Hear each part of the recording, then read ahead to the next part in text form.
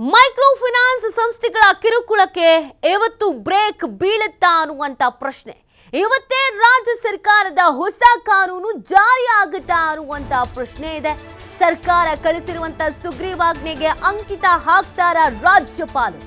ರಾಜಭವನದ ಅಂಗಳದಲ್ಲಿರುವಂತ ಹೊಸ ಕಾನೂನಿನ ಸುಗ್ರೀವಾಜ್ಞೆ ರಾಜ್ಯಪಾಲರು ಅಂಕಿತ ಹಾಕಿದ್ರೆ ಇವತ್ತೇ ಹೊಸ ಕಾನೂನು ಜಾರಿಗೆ ಬರುತ್ತೆ.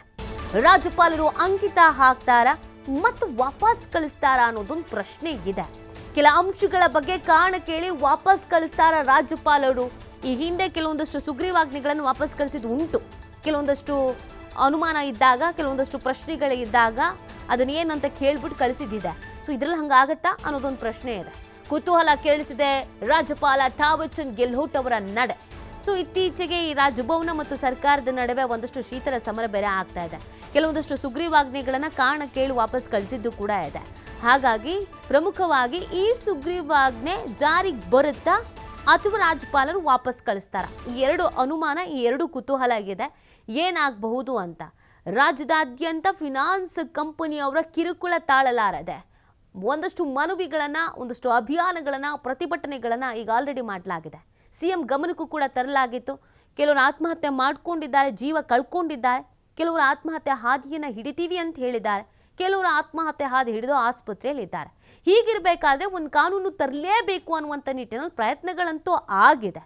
ಸುಗ್ರೀವಾಜ್ಞೆಗೆ ರಾಜ್ಯಪಾಲರು ಸಹಿ ಹಾಕ್ತಾರಾ, ಒಪ್ಪಿಗೆ ಕೊಡ್ತಾರಾ? ಇದು ಸದ್ಯ ಇವತ್ತು ಕಾಡ್ತಾ ಇರುವಂಥ ಪ್ರಶ್ನೆ ಆಗಿದೆ. ರಾಜ್ಯಪಾಲ ಥಾವರ್ ಚಂದ್ ಗೆಹ್ಲೋಟ್ ಅವರ ನಡೆ ಏನಾಗಿರುತ್ತೆ ಅನ್ನೋದು ಕುತೂಹಲಕ್ಕೆ ಕಾರಣವಾಗಿದೆ.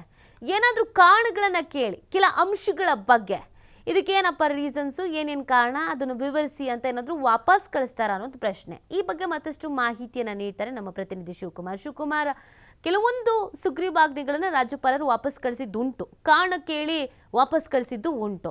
ಬಟ್ ಈ ಸುಗ್ರೀವಾಜ್ಞೆ ಬಗ್ಗೆ ಏನಾಗಬಹುದು, ಏನೆಲ್ಲ ಚರ್ಚೆಗಳಾಗ್ತಾ ಇದೆ, ಸಾಧ್ಯತೆ ಬಗ್ಗೆ ನಾವು ನೋಡೋದಾದ್ರೆ ನಿತಿ, ಈಗಾಗಲೇ ರಾಜ್ಯ ಸರ್ಕಾರ ಮೈಕ್ರೋ ಫೈನಾನ್ಸ್ ಸಂಸ್ಥೆಗಳ ಕಿರುಕುಳಕ್ಕೆ ಬ್ರೇಕ್ ಹಾಕಬೇಕು ಅನ್ನುವಂತ ನಿಟ್ಟಿನಲ್ಲಿ ಸರಣಿ ಸಭೆಗಳನ್ನ ನಡೆಸಿ ಅಧಿಕಾರಿಗಳ ಅಭಿಪ್ರಾಯಗಳನ್ನ ಪಡೆದು, ಕಾನೂನು ತಜ್ಞರ ಅಭಿಪ್ರಾಯಗಳನ್ನ ಪಡೆದು ಅಂತಿಮವಾಗಿ ಒಂದು ಹೊಸ ಕಾನೂನನ್ನ ಸುಗ್ರೀವಾಜ್ಞೆ ಮೂಲಕ ಜಾರಿಗೆ ತರೋದಕ್ಕೆ ಹೊರಟಿದೆ. ಈಗಾಗಲೇ ಸಂಪುಟ ಸಭೆಯಲ್ಲೂ ಕೂಡ ಇದರ ಬಗ್ಗೆ ಗಂಭೀರವಾಗಿ ಚರ್ಚೆಯನ್ನ ಮಾಡಿತ್ತು. ನಂತರ ಮುಖ್ಯಮಂತ್ರಿಗಳು 2 ಸಭೆಗಳನ್ನ ನಡೆಸಿ ಅಂತಿಮಗೊಳಿಸಿ ರಾಜ್ಯಪಾಲರಿಗೆ ಅದರ ಒಂದು ಕರಡನ್ನ ರವಾನೆ ಮಾಡಿದ್ದಾರೆ.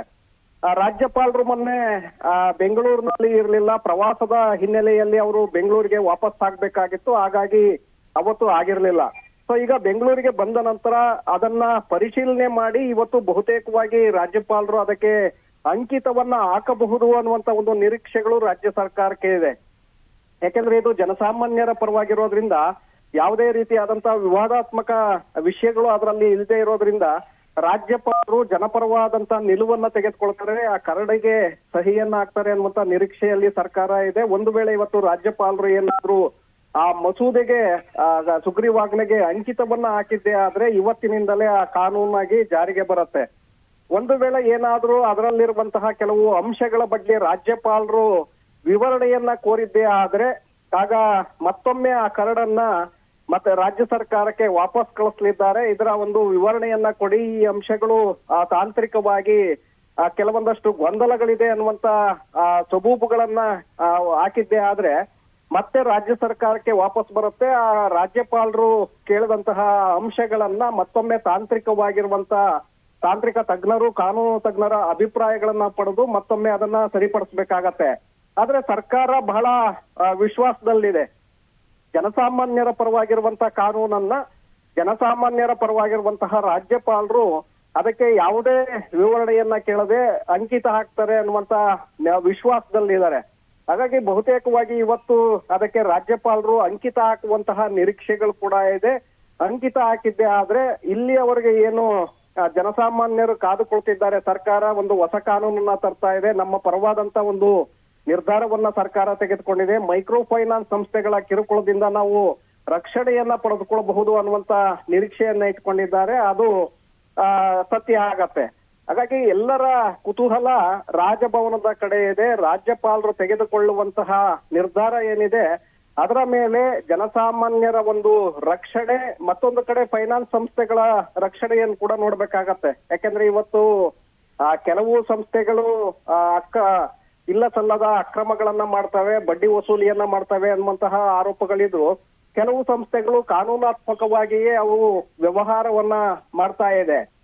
ಸ್ಥಳೀಯ ಮಟ್ಟದಲ್ಲಿ ಅವರು ಇಲ್ಲದೆ ಹೋದ್ರೂ ಕೂಡ ಜನಸಾಮಾನ್ಯರಿಗೆ ಕಷ್ಟ ಆಗತ್ತೆ. ಕಾರಣ ರಾಷ್ಟ್ರೀಕೃತ ಬ್ಯಾಂಕ್ಗಳು ಸಾಲವನ್ನ ಕೊಡುವಂತ ಸಂದರ್ಭದಲ್ಲಿ ಸೂಕ್ತವಾದಂತ ದಾಖಲೆಗಳು ಇಲ್ಲದೆ ಇದ್ರೆ ಸರಿಯಾದ ಸಮಯಕ್ಕೆ ಸಾಲವನ್ನ ಕೊಡೋದಿಲ್ಲ.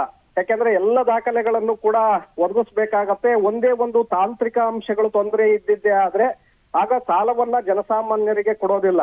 ಆದ್ರೆ ಸ್ಥಳೀಯ ಈ ಮೈಕ್ರೋ ಫೈನಾನ್ಸ್ ಸಂಸ್ಥೆಗಳೇನಿದೆ ಇವು ತಕ್ಷಣ ಜನಸಾಮಾನ್ಯರಿಗೆ ಸಾಲವನ್ನ ಒದಗಿಸುತ್ತೆ.